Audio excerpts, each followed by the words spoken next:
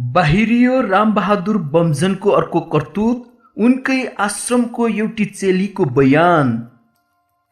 तपस्वीको वेश धारण गरेका रामबहादुर बमजनले आफूमाथि पनि यौन दुर्व्यवहार गरेको उनको आश्रममा बसेकी एक पूर्वानीले बताएकी छिन्।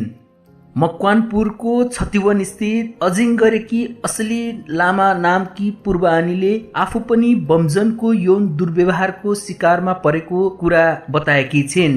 बमजन आश्रमभित्र बलात्कार, हिंसा र हत्याको दुष्चक्रबारे विभिन्न रिपोर्टिङ पढेपछि उनका पति दीपक भुजेलले आफ्नो पत्नीले पनि दुर्व्यवहार खेप्नु परेको भन्दै प्रतिक्रिया लेखेका थिए। त्यसको केही समयपछि सम्पर्कमा आएकी असलीले आफू बमजनको आश्रममा बस्ने पहिलो समूहकी आनी भएकी बताइन्। रामबहादुर बमजनको हलखोरिया स्थित आश्रममा सबभन्दा पहिले आनी बनेका हामी 4 जना थियौं, उनले भनिन्। हामी बस्न थालेको झन्डै 4 वर्षपछि उनले मलाई दुर्व्यवहार गर्यो। बमजन 2062 जेठबाट बारा जिल्लाको रतनपुरी जंगलमा तपस्या बस्न थालेका थिए। असली भने त्यो बेला एकजना गुरुसँग लामा पढिरहेकी थिइन्। तपस्या बसेका बमजन पनि आफ्नो चेला भएको गुरुले उनलाई बताएका थिए। उनकी बहिनी पनि सँगै पढ्थिन्। एक दिन गुरुले नै बमजनको दर्शन गर्न भनेर रतनपुरी जंगलमा लगे। दर्शन गर्न गएका उनीहरू त्यहीँ बस्न थाले।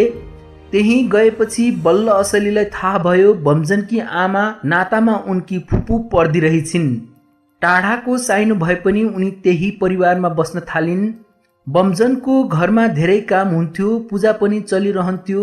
असलीले फुपूको परिवारलाई काममा सघाउन थालिन्।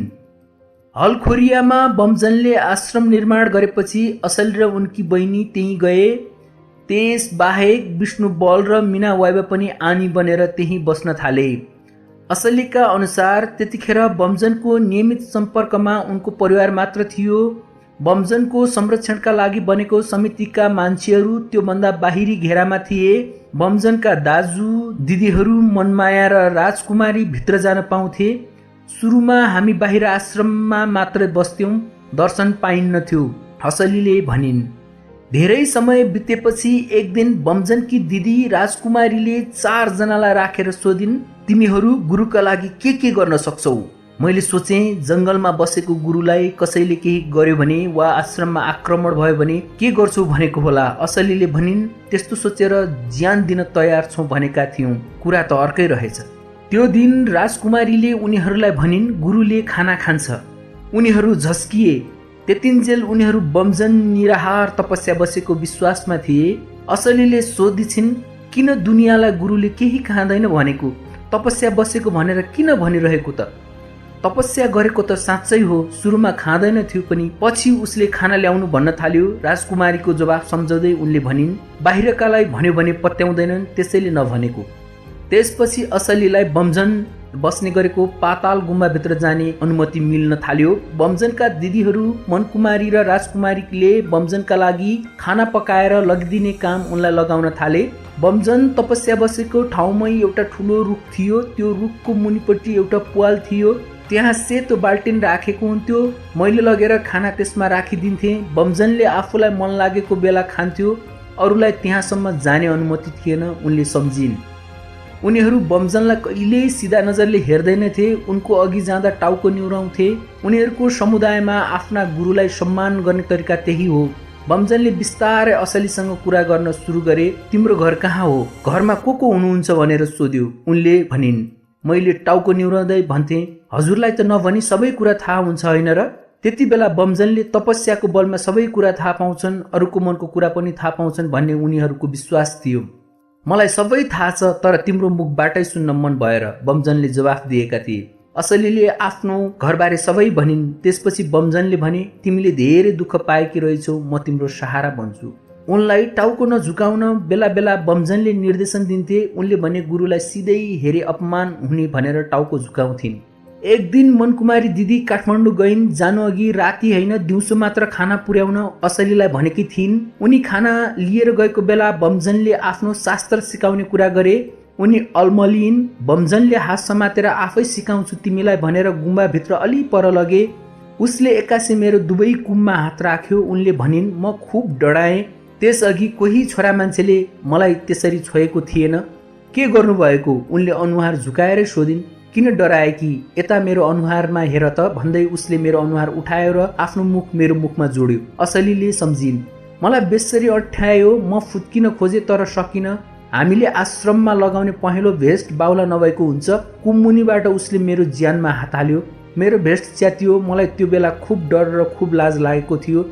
एक्कासी बमजनले मलाई छाड्यो। त्यतिखेर पछाडिबाट राजकुमारी दिदी आएकी रहेछिन्। राजकुमारीले आफ्नो भाइलाई किन त्यस्तो गरेको भनेर रुँदै सोधिन्। असलीलाई पनि यसबारे बाहिर गएर केही नभन्नु भनिन्।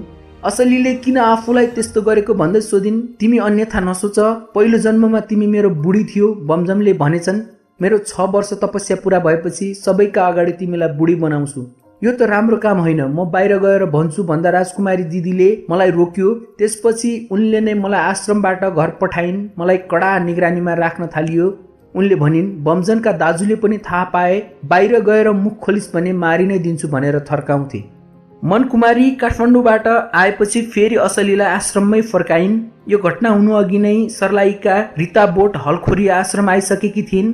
असलीले पछि बमजन र रिताको सम्बन्ध रहेको थाहा पाइन्। रितालाई पनि पूर्व जन्मकै श्रीमती भन्दा रहेछन् भन्ने थाहा पाएपछि उनी फेरि झगडा गर्न थालिन्। एक दिन त बमजन आफैले रिता नभएकोले तिमीलाई त्यस्तो गरेको भन्यो।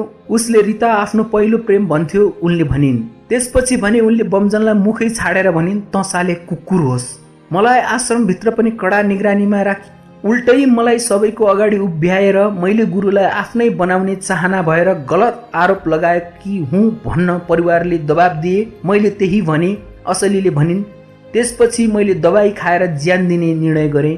उनले आत्महत्या गर्ने कोसिस गरेको बमजनले थाहा पाए। आधा विष खाँदा खाँदै उसैले खोसिदियो। म उसैलाई गाली गर्दा गर्दै बेहोस भएँ। उसले सम्झिन्। उसैले मलाई बचायो। खै कति समय म बेहोस भएँ थाहा छैन। बिउजिँदा म रुखमुनि थिएँ। बमजन मेरो छेउमै थियो। म उठ्न पनि नसक्ने भएको थिएँ।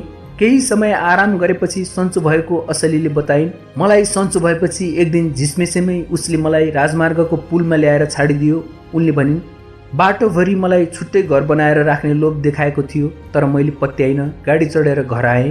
केही समयपछि म साउदी अरब गएँ।